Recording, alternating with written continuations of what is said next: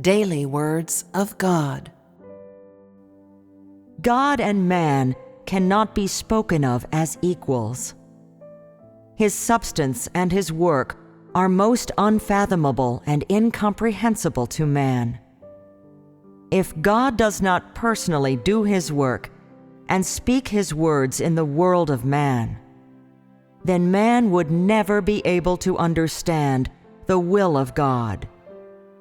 And so, even those who have devoted their entire life to God would be incapable of gaining his approval.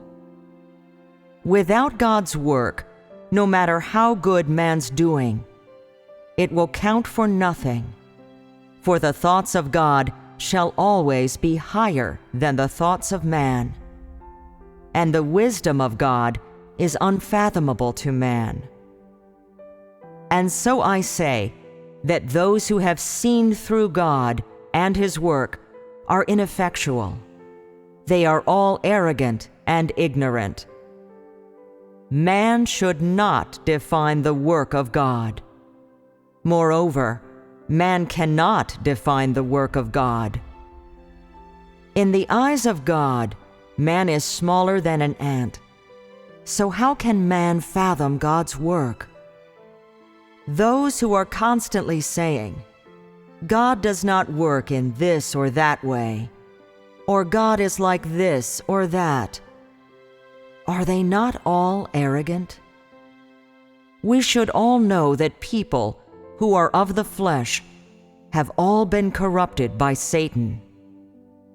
It is their nature to oppose God, and they are not on a parity with God, much less can they offer counsel for the work of God. How God guides man is the work of God himself. Man should submit and should not hold such and such a view, for man is but dust. Since we try to seek God, we should not superimpose our conceptions on the work of God for God's consideration. Least of all, should we employ our corrupt disposition to deliberately try to oppose the work of God. Would that not make us antichrists? How could such people say that they believe in God? Since we believe that there is a God, and since we wish to satisfy him and to see him, we should seek the way of truth, and should look for a way to be compatible with God. We should not stand in stiff-necked opposition to God. What good could come of such actions? Today, God has new work. You may not accept these words. They may feel odd to you.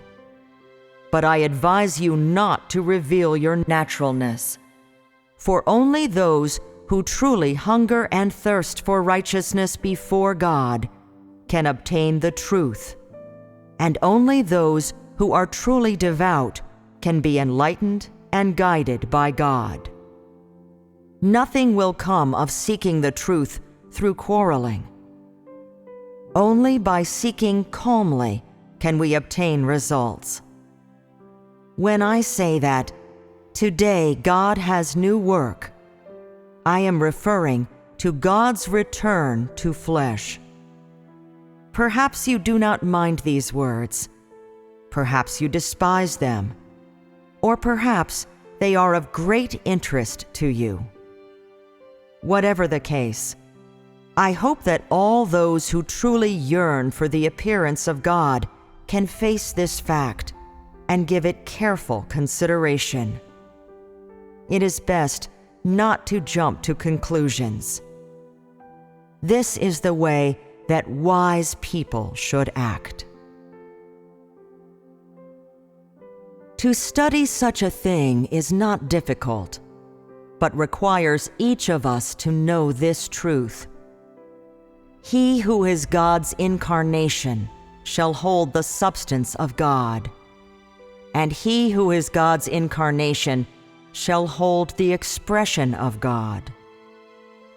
Since God becomes flesh, he shall bring forth the work he must do. And since God becomes flesh, he shall express what he is, and shall be able to bring the truth to man, bestow life upon man, and show man the way. Flesh that does not contain the substance of God is surely not the incarnate God.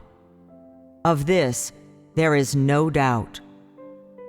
To investigate whether it is God's incarnate flesh, man must determine this from the disposition he expresses and the words he speaks, which is to say, whether or not it is God's incarnate flesh, and whether or not it is the true way, must be judged from his substance.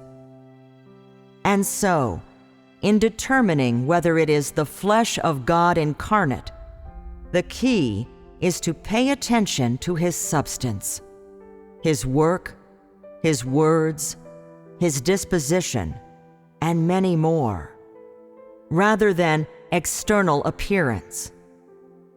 If man sees only his external appearance and overlooks his substance, then that shows the ignorance and naivety of man. External appearance does not determine substance. What's more, the work of God has never conformed with the conceptions of man. Did not the outward appearance of Jesus conflict with the conceptions of man?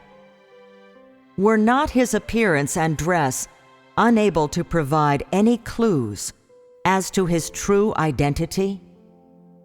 Was not the reason why the earliest Pharisees opposed Jesus because they merely looked at his external appearance and did not take to heart the words that he spoke? It is my hope that the brothers and sisters who seek the appearance of God will not repeat the tragedy of history. You must not become the Pharisees of modern times and nail God to the cross again. You should carefully consider how to welcome the return of God, and should have a clear mind of how to be someone who submits to the truth. This is the responsibility of everyone who is waiting for Jesus to return with the clouds. We should rub our spiritual eyes and not fall prey to the words full of flights of fancy. We should think about the practical work of God and should take a look at the real side of God. Do not get carried away or lose yourselves in daydreams, always looking forward to the day that the Lord Jesus suddenly descends among you on a cloud to take you who have never known him or seen him and do not know how to do his will. It is better to think upon practical matters.